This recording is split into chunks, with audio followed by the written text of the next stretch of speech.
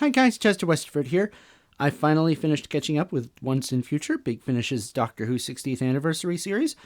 Here's my quick thoughts on the final three stories. Final three, I say, at least until Coda next year. Not sure why it's being released a year later, but I'm sure there's a good reason. First off, the Martian invasion of Planetoid 50. This was a pretty fun one. The cast work really well together. David Tennant and Michelle Gomez are at the top of their form and have surprisingly good chemistry. The plot basically revolves around a plan gone wrong for Missy, where she has to lure the Doctor into helping her out of it. Also caught up in the adventure are the Paternoster Gang and 18th century journalist Jessamy Moore, who I thought was a pretty good character. I wouldn't mind seeing her back again at some point.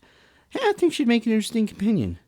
As for the Paternoster Gang, well, they are their usual selves, if you like the team, you're gonna like them here. If you don't like the team, what can I say? You're not going to enjoy this as much. I think they're done pretty well here. Strax has a few decent lines, everyone has pretty good chemistry, and the concept of Missy's plan was unique enough to keep me interested.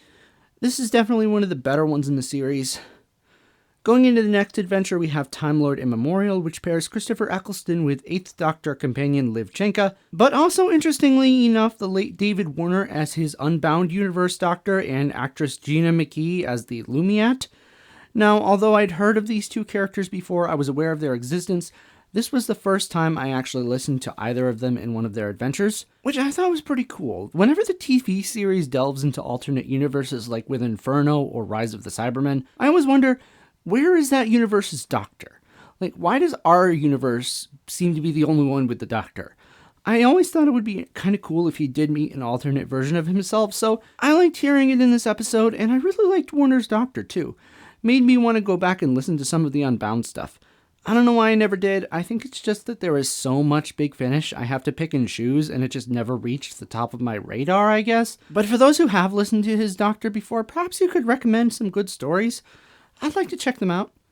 As for the Lumiat, I remembered hearing the name. I guess she's another female incarnation of the Master? Correct me if I'm wrong, but I get the idea she's either what Missy became after the Doctor falls, or possibly what she would have become had John Sim not shot her. I don't know, not having heard her other stories, I'm not sure.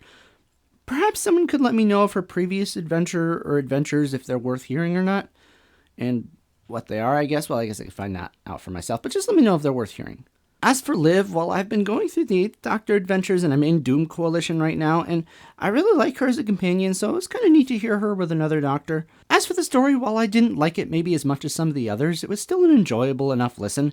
Had some neat ideas, a twist that was kind of predictable. It was good, although I wouldn't say it's the best of the lot or anything. It did, however, lead into an intriguing cliffhanger, which led into the next story, The Union. In this story, the 8th Doctor goes to answer a distress call from his granddaughter Susan. They also team up with River Song and finally meet the Union and finally discover what actually is going on with the degeneration.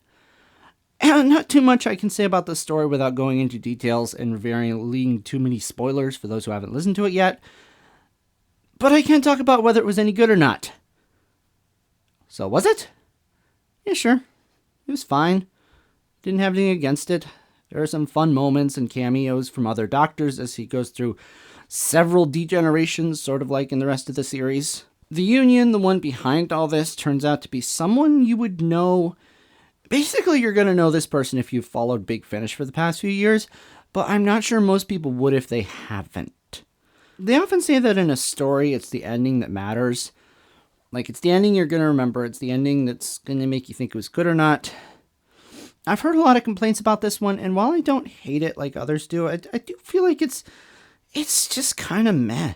It's just kind of fine. It wasn't that strong, and honestly, that's what I would have to say about this whole series. It's fine. Decent as a 60th anniversary Big Finish story. Would I recommend this series overall? Well, that depends. If you like Big Finish and you've been following them for the past few years, I'm going to say yes, you're probably going to enjoy this. But if you're not familiar with Big Finish, I would say maybe some of the characters and storylines might be a bit confusing, particularly in this last episode. It really seems like it's not just a 60th celebration, but also a celebration in particular of Big Finish's part in those 60 years. Which isn't a bad thing, I'm just not sure it's the best place to start for someone who doesn't have a lot of experience with the company. But what did you guys think? Did you listen to this whole series? Did you enjoy them? Let me know in the comments below and I'll talk to you next time. Goodbye.